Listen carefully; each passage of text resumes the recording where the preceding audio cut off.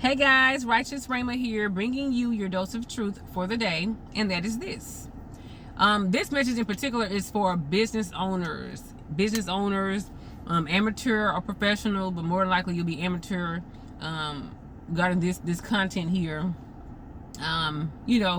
Entrepreneurs, whatever. This video is to tell you all, do not quit. Do not quit. You are almost gonna quit. You are almost gonna throw in the towel. You are almost gonna say, this ain't for me. Everybody ain't meant to be a business owner. Everybody ain't meant to be an entrepreneur. Before you quit, first of all, don't quit. But if you gonna quit, listen. I want you to try something before you quit. And that is this. You have to set boundaries in your business. You absolutely must set boundaries in your business. I wish someone had told me this when I first started doing photography. I wish someone had told me this in the very, very beginning, but I got this about 5 years late. And so I'm going to share with you all, some things that you definitely want to, put in place when you first start your business. So the reason you must have boundaries in your business is because you will find yourself burned out. If you're not already, you're going to find yourself burnt out. You're going to find yourself disillusioned, disappointed, disconcerted. You're like, what's going on? Like, I was so excited to do this. I feel like it was a gift from God. I feel like this is his will for my life. I didn't want to work for the man. I'm wearing a sticker for my 9-to-5 job right now. I didn't want to work for somebody else's business. I want to work for my own business. And so you're like, why? So why am I feeling like this right now? I have an idea why you might be feeling like this. And it is because you have poor or no boundaries with your clients. That is why you are thinking of quitting. That's why. You have poor boundaries. If you're starting out new, you're probably working with people that you know from your family, from church, from your job, from your school, from your sorority, from your neighborhood, and they are so familiar with you that you don't feel comfortable setting boundaries with them. I mean, this is a girl you shared a dorm room with. So you're like, I was in a dorm room with this girl, and you're telling me to hand her an agreement, a written contract? Are you serious? I'm asking my mom or my auntie to give me a non-refundable deposit to book this date? Yes, I am. And one person told me this. He said, or was it I don't know who. Somebody told me this. They said, it was a guy. He told me, he said, you pick your charity. You pick your charity cases. If you're going to do pro bono work, don't ever let them tell you to do it. You choose who you will do free work or discounted work for. Don't ever let them tell you that. And that just really was like, man, that's powerful. Like, I have to choose who I will, give a discount to. My little cousin actually called me today. He's getting married next year. He was like, he wanted me to be his photographer. I was his first and only choice. And he was like, how much you going to charge me, cousin? And, I had a number in my head, and I was like, okay, I'm going there anyway. I'm riding with my family, so I'm going to save money on gas anyway. And I just said $75. I mean, that is like lowballing it. And I was like, but in my head, I said 100 because it's my little cousin. I probably changed his diaper and everything. And then I was like 75. He was like, 75? He was like, well, other people would charge me way much more. How about 100? I said 100. So that's what I wanted anyway. That was in my head anyway. But I didn't want to say it because it was family. And that's how we do, you all. We always sell ourselves short because we always lowball. Even 100 is really low. But we have to, again, you choose your charity. You choose who you will give a discount to. But I want to tell you all the importance of setting boundaries with your business. Again, you will feel like throwing in the towel saying this isn't for me. But it is for you.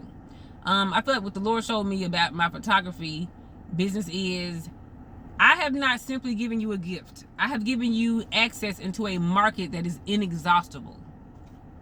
I have not simply given you a gift. I've not given you the ability to press a black box in someone's head and press a button. I've not given you just a gift of photography. I have what they call an eye. I just know what is good and I just capture it beautifully. I didn't just give you an eye. I gave you access into a market that is inexhaustible, meaning you will never run out of opportunities to make a profit because I'm giving you a gift into a market that's not going to eventually die out eventually. It'll always be a market for photography, always forever. Okay, how good these iPhones get and these Android cameras get, you will always want an event photographer. You will always want a photo shoot of your infant, of your wedding. And so when you know that God's giving you a gift like that, you don't throw it away so easily, even if it's been rough. And I'm gonna tell you all some boundary things that you can put in place to make your business fun again. Number one, you have to have a written agreement. It cannot be verbal. If it is verbal, someone's gonna forget something they said. Trust me, you have to have a written agreement. If the word contract scares you with your clients and you don't plan on taking them to court or whatever, just say agreement. Email them an agreement. You must have terms and conditions, what you will and will not do, how long you will not wait for the event to start, how long you will not wait for a client to get to your door, how long you will not wait for it to get paid, how much your deposit will be, and if it will be non-refundable. You have to set that in place early on. Again, this is your business. They're coming to you thinking you know what you're doing. They go to McDonald's and they know this is what McDonald's offers, this is what McDonald's charges, this is what the state tax is, and it is what it is. I only get 2 packets of ketchup. I get, fries, a drink, half the drink is ice, half of it's drink. You know what McDonald's going to offer you. And half the stuff you ask for ain't going to be there. But anyways, side note. But yeah, so you know what you're going to get at Chick-fil-A. And so they need to know what they're going to get with you. What kind of stuff are you going to get from me? For an hour photo shoot, am I going to get 100 photos, 50 photos, 4 edits, meaning retouch photos? Let me know. They need to know you all because it's an agreement. They need to know when they come to you, what are they getting out of you? And you do need to know what you're getting out of them. It needs to be discussed. Because they don't know what you're doing. They don't know how you do. They just want pictures of their birthday party. They don't know what you're going to do after the birthday party. They just want pictures there. So you have to understand that we have what they call the curse of knowledge. Business owners have the curse of knowledge. What that means is that you know something that your customers do not know and will never know and don't care to know and don't have to know. They don't have to know how much time you spend after the photo shoot editing photos. They don't have to know how much your camera costs and how much your clippers cost and how much your rent is and how you have to have this many clients come on time or to pay your bills on time because you don't have a 9-to-5 job. You know what I'm saying? They don't know all this stuff. You have to, don't tell them too much. Just set boundaries. You know how much your rent is. You know how much your mortgage and your car note is. So you don't have to tell them that. You just know I got to book this many clients for this many dollars and I can pay this bill this time, or I can save this much money. So again, they don't have to know all this stuff. You just have to know for yourself. Other things, so other than that, have a written contract or written agreement. Another thing that help you not be burnt out, non-refundable deposits. They don't even book a date. You're paying your mortgage and your car note on a date that ain't even guaranteed. When they put that down payment on it, non-refundable deposit, they will show up. And if they don't, you use that deposit towards your bills. So you must have non-refundable deposits to book a date. You may have three other people want that date, and the person who didn't pay a deposit will get the date, and then you miss out on 3 other clients because they had a so-called 3-hour event, and you could have planned 3-hour-long photo shoots that time period that they fake booked for you. So have that. So written contract or written agreement, non-refundable deposits. Know who you will and will not work with. Some people, you all, are very demanding. Like my barber, he has a customer comes in and he will work on me longer, like twice as long, just to hope this guy goes away. This guy is so picky, so particular, so demanding, so needy that he just wants to not work with him. But he doesn't. When I tell him, hey, it's not a good match, I can't work with you. I think that's called discrimination anyway. You can't just tell somebody I won't work with you. I don't think he has to do something that's really crazy. So, he just don't want to tell his client. So he just dodges him, whatever, hopes he doesn't call, hope he doesn't come around, hopes he just leaves early, whatever, leaves. But you have to know for yourself who you will and will not work with. I have decided myself that I will not work with certain church folk of a certain, I'm not going to say, let me be quiet. Because I've been burnt by 90% of this type of person that I work with. So I'm decided I don't want to work with this demographic anymore. Not because they're in this particular church or denomination, it's because they don't like to pay, they trifling.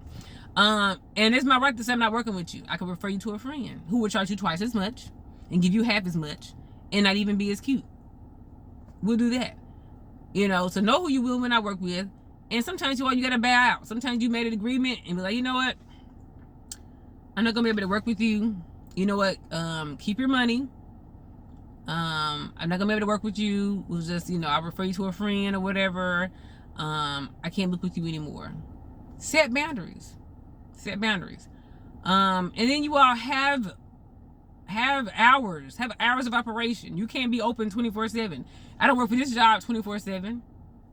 So why would I work for my own job 24/7? I have to sleep, I have to eat, I have to have a life, I have to work at this job. You know, don't have your clients calling you all hours of the night. I used to have a client one time, he would call me all hours of the night for something the next day, or even within 2 hours. It would be like a whole revival in 2 hours. I need a flyer. Midnight, call me for a flyer for Sunday morning. I'm like, it's midnight. And I was so boundaryless that I would actually stay up extra late or wake up extra early in order to get the flyer done. I would pull aside, okay, right now, in a car, make a flyer in time for the event in 2 hours. That's how poor my boundaries are. I'm not talking about something I don't know. I'm talking about what I know. And you'll be like, you know what, I don't do this no more. I'm tired of this. I'm tired of this. Don't let them burn you out. You better not quit. You better not quit. You better at least try 1 month of boundaries. Do not quit. At least set a 1 month period of setting boundaries, and you'll see you will begin to love what you do again. I guarantee you, you will love it. Now, a warning. You will lose half of your clients, but they'll be only your trifling clients. You won't lose the good ones. You only lose the trifling ones who don't want contracts, who don't want to send a deposit, who don't want to call on time, who don't want to wait 7 days for those to come back, who don't want to, you know, show up on time to their event. You don't want those people anyway. So good riddance. Set the boundaries and watch the bad ones leave and watch the good ones come, because God's going to judge you based on your stewardship of your business, and he will not send you more clients because you're not faithful over a few things. You must be faithful over a few things to get more things. So thanks guys for watching. Please share and subscribe to Righteous Rhema and Picks and Pixels. Bye-bye.